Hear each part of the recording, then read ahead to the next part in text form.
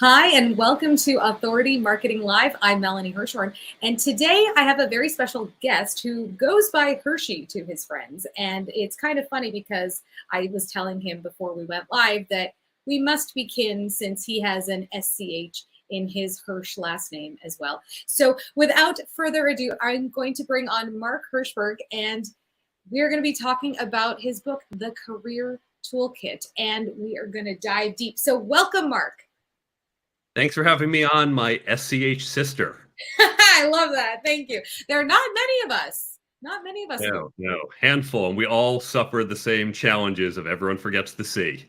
Absolutely. And then you say, but the word school. But anyway, I digress. Well, I'm so excited that you are joining me today because I really want to kind of dive into, you've got so many, great resources that you offer, but I feel like let's kind of start from the beginning so you and I and the audience can get to know each other. So why don't you kind of tell us what inspired you to write your book? It's interesting. I have a career as a CTO, a Chief Technology Officer, and I realized that to get into that position, there were a whole bunch of skills I needed that no one taught me. Leadership, communication, networking, negotiating. They don't teach this in school. As I developed in myself, I also began to upskill my team. And then in parallel, MIT had been doing some surveying of companies and found these are the skills other companies want, but they can't find. Not just MIT, by the way. Universally, companies want these and can't find it. Right. So when I heard MIT was trying to put together a program to address this, I reached out, I said, I've been developing some training materials. And I thought it'd be a one-off conversation. I'd give them what I have. But I wound up being invited to help create the class. That was 20 some years ago. For over 20 years, I've been teaching at MIT's Career Success Accelerator. And then I thought I'll write up some notes for the class. It's a very interactive hands-on class where students don't take notes.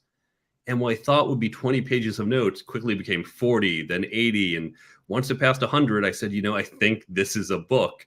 Right. And thus was born the Career Toolkit.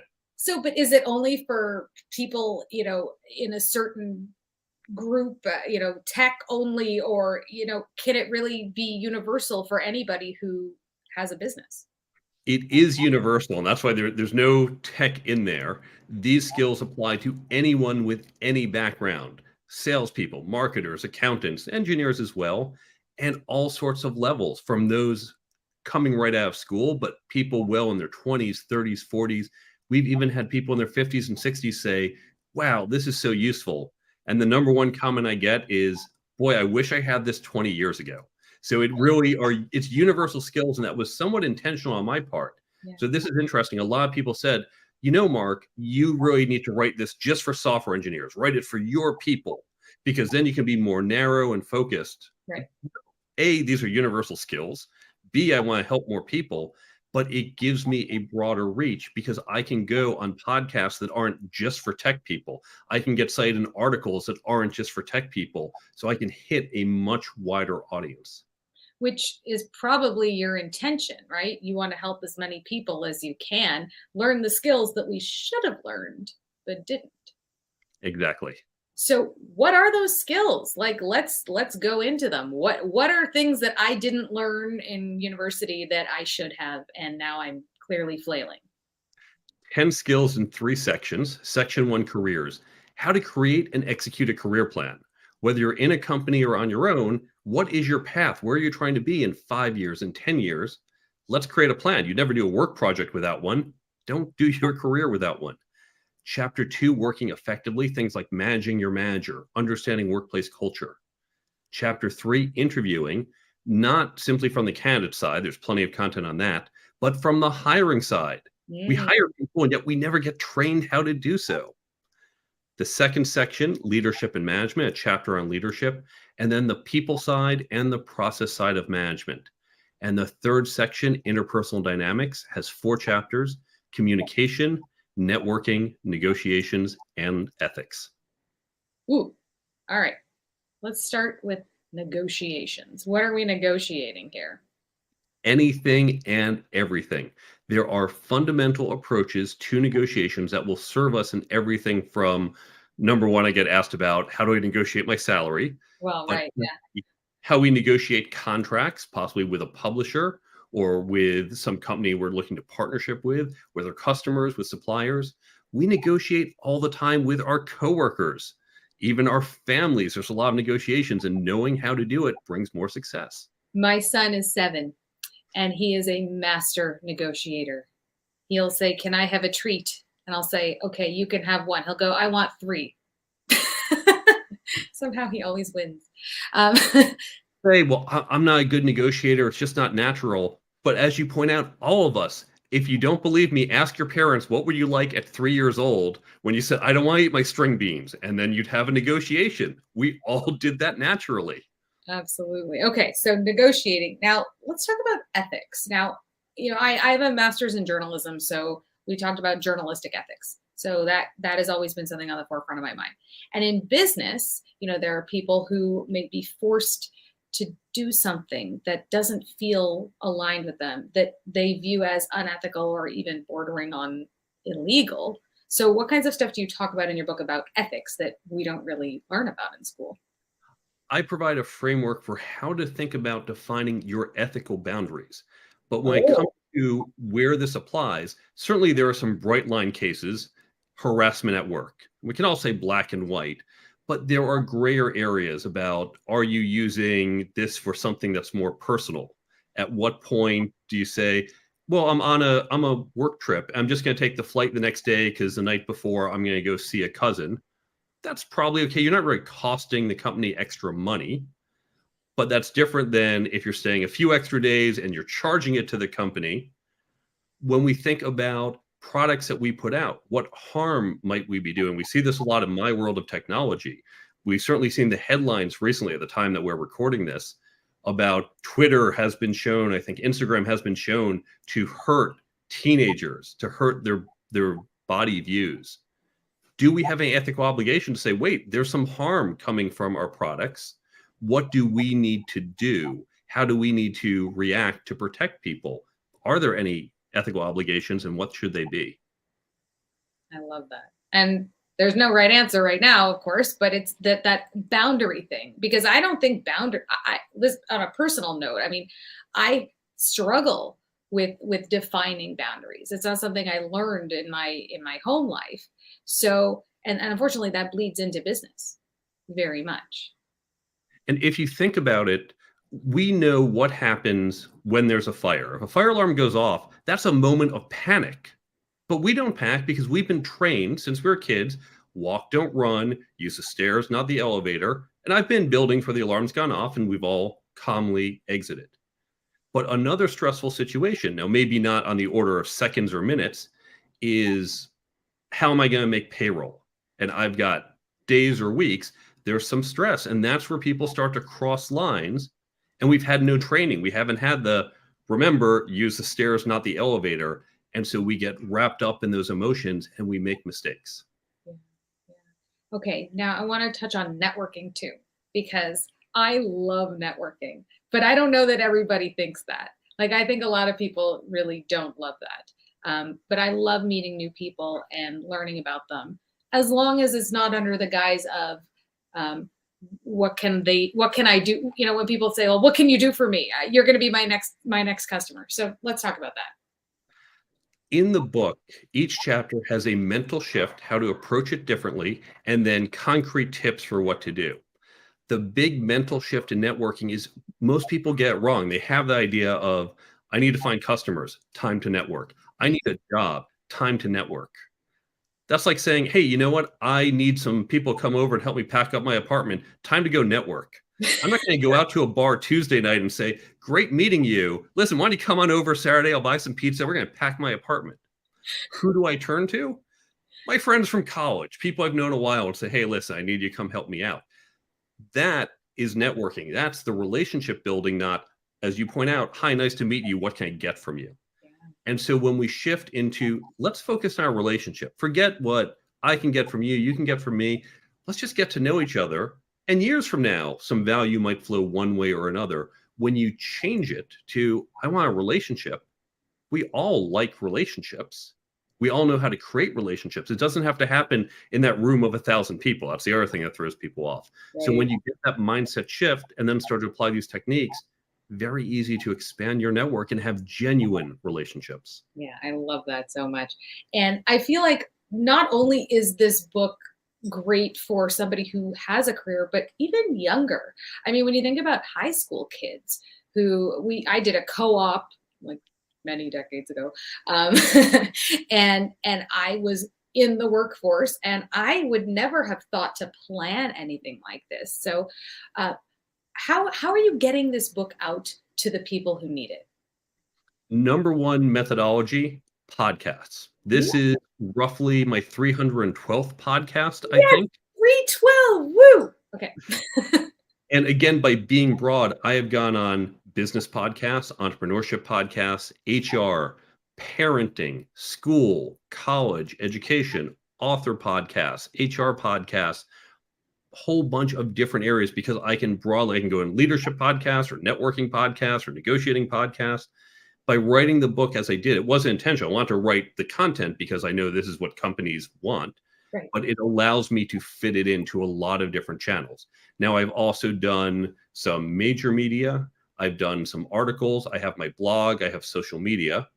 I don't have an email list, which is rare for an author. I am not actively building. I technically have one. I never use it. And sign up if you'd like. Don't hold your breath for a lot of emails. Well, let me tell you why as a book marketer, I have to implore you to change that because you don't own your social media followers. And if our beautiful social platforms went away tomorrow, you wouldn't have a way to reach these people. So please reconsider, Mark. Do it for me. I have something else that we'll talk about in a moment. Oh, and I think I know what it is. So go ahead. At the end, you're going to ask the usual question, where can people get in touch with you? One of the challenges is I have a couple different call to actions. And so I decided with so many call to actions, I'm just going to try to wean it down. And the one call to action I'm dropping is that email list. Okay, that's fair. And you have something that I think all authors should have, and that is an app. You have an app. There's an app for that.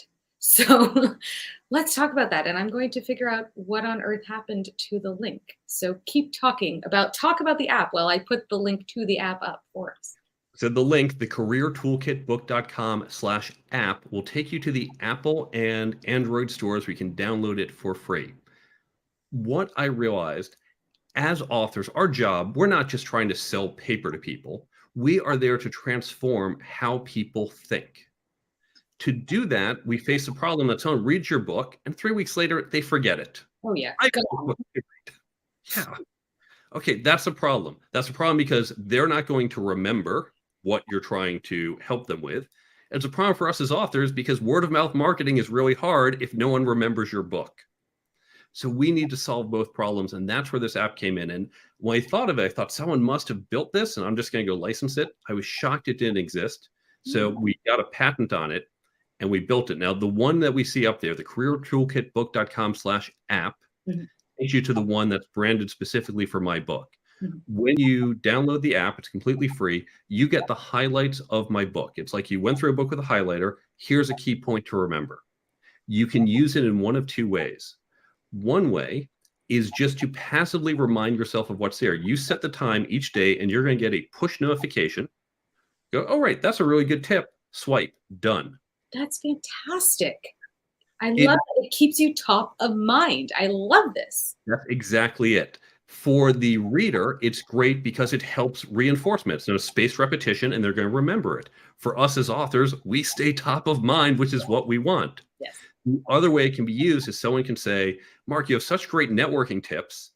When I walk into an event, I don't know if I'll remember them all. No problem. Pull the app, go to the networking tips, flip through those to get that refresher right before you do that networking event. Have a communication challenge, flip through that to get that refresher. So the notes are there for you. Yeah, now, it's like having Mark Herschberg in your pocket. That's right. Wherever you go. I built this for my book. And then very quickly, author said, I want this. How do we get this? So we have built a generalized version. One of the challenges, if you have your own app, is you have to say, by the way, sign up for my email list and follow me on social media and download my app. And it's a lot. Yeah. And pushing your app as well as your book and everything else is a challenge. It became pretty clear the best solution was a Kindle version. So just as a Kindle isn't one book, but allows any book to go on it, we've built this universal app called Brain Bump, which is coming out at the end of April. And with Brain Bump, authors, bloggers, class instructors, podcasters can put their content up on the server, and then their audience can go and download it and get your content every day. And we're going to add in other ways for you to engage with your audience as well. I love this. Okay, everybody, do you see how Mark did this? So he came on to talk about a book, and then he showed us even more amazing things, because I really believe that when you are an author, you are stepping into your thought leadership, and that the sky is the limit. So The book is the starting point. it is. It's a jumping off point, and it is the beginning. Okay, so we can go to this site, we can take a look, and if you have a book, you can actually upload your book there. If you go to cognoscomedia.com I didn't know how to pronounce that. Yeah. so Latin for I learn, cognoscomedia.com/brainbump. Okay. And there you can see a little more about it. And there's an apply here form, and you can fill it out. And that's how I know who you are, what you're doing. We are starting right now with just business books, because what I don't want to have happen is someone shows up and they say, I want business. Oh, but I see romance, or I see spirituality. We'll eventually go to those categories. I don't mean to be dismissive of them, but this way we know all the content is in one bucket. All the readers we attract are in that same bucket. Everyone says, this is relevant to me. And then we'll expand and add other categories. So business, I'm taking a broad view. It could be marketing. We have a number of things on creating books or on that app. And then careers, my topics. Yeah. So it's broad, but still just business. And we'll add the other ones later. Okay, that's fantastic. I'm so excited that you're sharing this, because I love learning all the new tech things that are really going to help not only business people, but authors too, because I feel like sometimes authors, they get so wrapped up in the book writing process that then they come to the point where it needs to get published, and then it's just like overwhelmed. When you are writing a book, just like when you create a business, building your product or service is half or even less than half of the work. I have put more time into marketing my book than the act of creating it. Now, I will say, in fairness, I also spent 20 years refining the content. So maybe by calendar time, there's a little more there. But you have to go out and market it. If you build it, they will not come unless you tell them. And the same is true for our businesses. Whatever you do, I build tech startup companies. We know great tech with bad marketing loses out to mediocre tech with good marketing. So it doesn't matter how good you are at what you do. If you don't tell people about it, they're not going to come. And that's true for your book as well. Preach. Thank you. I have nothing else to say. No, I'm just kidding. I always have more to say. It is so great to know you. I'm so excited that you came on today to talk about your amazing book, but also how you are leveraging that book to help millions of people basically have a plan for success, because it's not taught in schools, like you said. So anything else that you are giving or doing? I know we have some resources, so let's wrap up with that. I'm going to post that link there for resources. So what kind of resources are you offering here? There's actually two resources. The first, there's some resources that go with my book, the careertoolkit.com/resources, additional resources to develop those skills further. Now, the one you put up, cognoscomedia/resources, when I went to do my book, I read about 1,500 articles on every aspect of publishing. If you're doing traditional publishing, how do you find an agent and create a proposal? If you're doing self-publishing, how do you pick a font? How do you pick your trim size? How do you do indexing? All those little weird things we never think about. I read all these articles. Either way, how do you market your book? How do you do a launch party? How do you use social media? Read article after article. I saved the 200 or so most useful.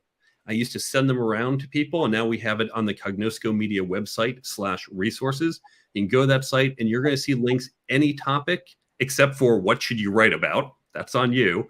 But the mechanics, it's all listed there and can help you go figure out, how do I think about pricing my book? How do I pitch this? All there to help you on your journey. Completely free. Wonderful. Thank you so much. This has just been a wealth of information, and I appreciate you coming on today and talking with us. So everybody get all the things, go to the careertoolkitbook.com and immerse yourself in this fun stuff because you'll get a lot out of it. Mark, thank you so much for being here today. Thanks for having me on the show. Thanks, everybody.